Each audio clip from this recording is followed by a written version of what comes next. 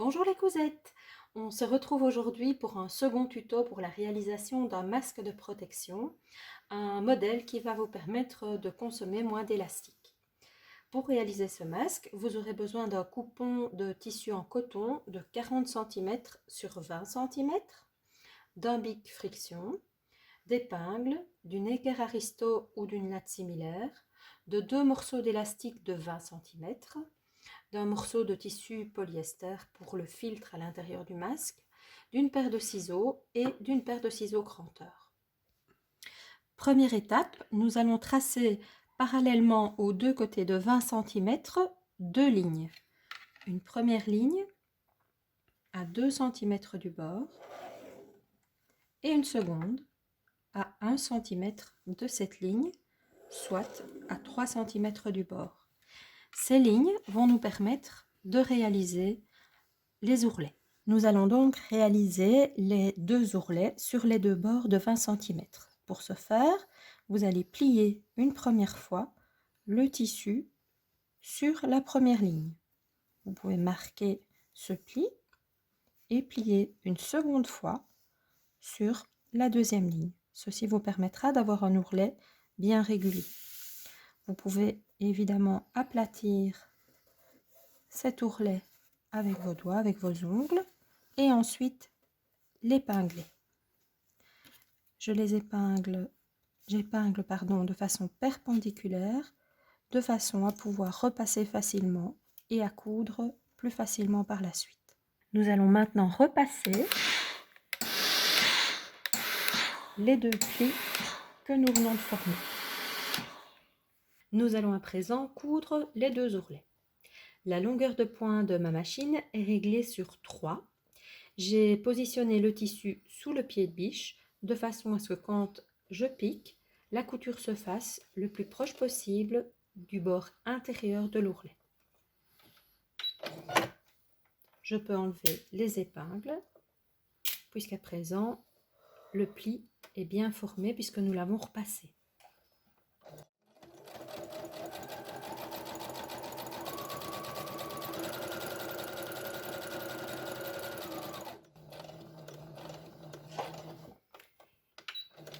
Il est inutile de faire un point d'arrêt puisque les coutures seront reprises par la suite dans les coutures transversales.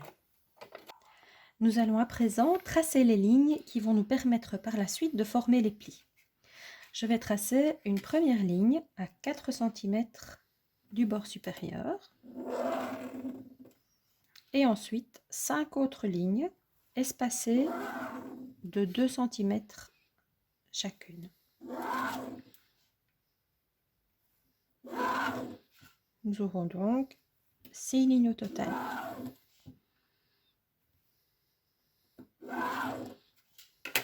Six lignes de chaque côté du tissu. Nous allons à présent former les plis. Pour ce faire, vous allez venir plier votre tissu sur la première ligne et venir déposer ce pli sur la seconde ligne et épingler. Alors je vous conseille d'épingler de façon à ce que la bille de votre épingle soit à l'extérieur du travail. Cela vous facilitera la tâche quand vous allez devoir assembler et puis coudre.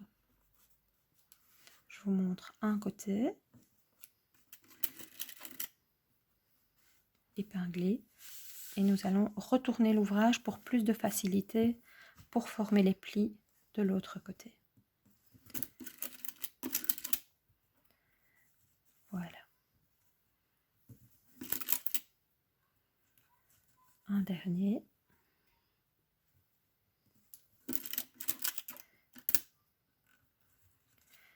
Ensuite, vous écrasez les plis et nous allons aller les repasser. Nous allons à présent repasser les plis. Alors, pour pouvoir repasser les plis sans faire bouger ceux-ci, je vous conseille de faire presse avec le fer. Donc, vous déposez votre fer et vous mettez un coup de vapeur au milieu et proche de l'autre bord. Nous allons à présent épingler les élastiques. Alors, au préalable, j'ai marqué le pli du milieu du masque Il va nous servir de repère pour épingler. Alors, je vais positionner l'élastique juste sous la couture de l'ourlet et venir l'épingler. Ensuite, je vais l'épingler à plus ou moins 1/2 centimètre du pli du milieu du masque. Là aussi, je suis attentive à placer les billes des épingles à l'extérieur de l'ouvrage. Après avoir plié le masque en deux, vous allez à présent épingler les couches de tissu ensemble. Pour ce faire, il vous suffit de pincer le tissu à l'endroit d'un pli, d'enlever les deux épingles et de repiquer au travers de l'ensemble des couches. Et vous répétez cette opération autant de fois qu'il n'y a de plis. Alors attention de ne pas enlever les épingles qui maintiennent l'élastique. Quand vous avez réalisé les deux côtés, nous pouvons passer à l'étape suivante. Nous allons à présent réaliser les coutures des deux côtés du masque. La longueur de pointe de ma machine est réglée sur 3,5 parce que nous avons quelques épaisseurs à passer. Ici, il est utile de faire un point d'arrêt en début et en fin de couture. Je maintiens au niveau de l'épingle où se situait l'élastique.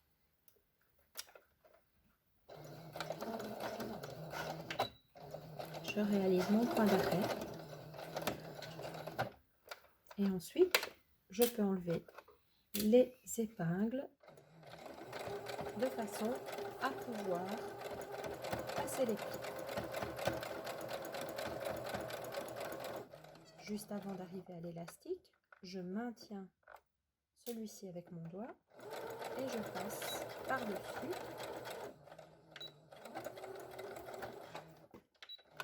en réalisant un point d'arrêt.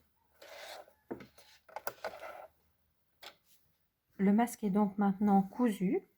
J'ai recoupé les marges de couture avec le ciseau cranteur de façon à ce que le tissu ne s'effiloche pas trop. Si vous n'avez pas de ciseau cranteur, ce n'est pas un souci, vous pouvez simplement recouper les marges de couture et éventuellement faire un point zigzag à la machine pour que ça ne s'effiloche pas. Alors nous allons retourner le masque. J'utilise toujours ma cuillère pour venir faire les angles correctement.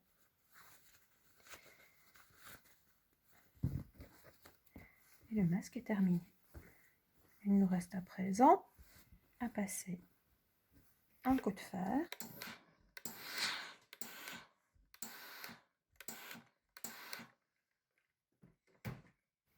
et à venir glisser notre tissu en polyester.